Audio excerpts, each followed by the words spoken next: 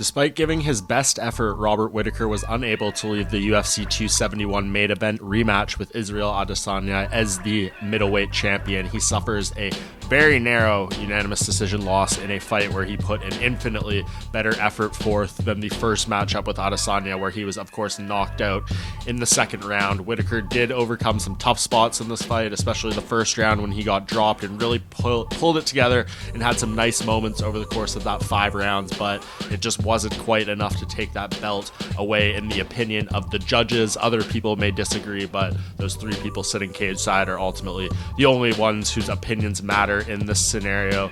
Whittaker, even though he'd have every right to be heartbroken, I'm sure he probably is, put on a very game face in the aftermath of this loss, said all the right things you could ask from him. He feels he won the fight. That is completely fine. There's probably an argument out there for that somewhere, but he's determined to get back to another fight against Adesanya, and he said, quote, "I'm going to stomp anybody who tries to get in my way." And that is a scary sight from a Robert Whittaker who does not appear to be deterred from this defeat, but rather motivated.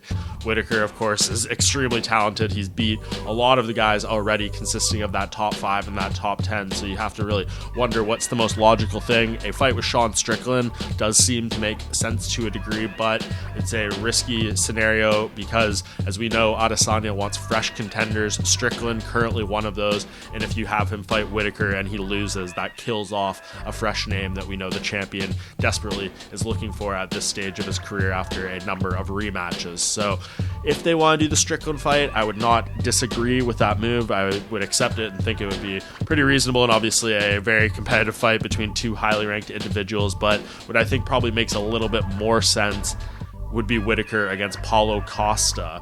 Depending, of course, if Paulo Costa is returning to 185 pounds. By all intents and purposes, that does seem to be his plan.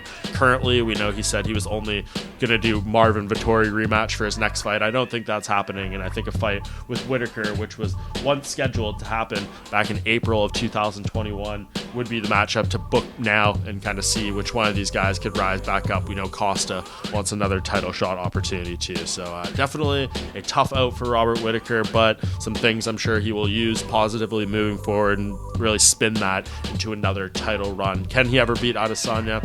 Who knows? We'll see what happens if a third fight between them ever does go down, but right now, Robert Whittaker seems to be a very driven force still in the middleweight division.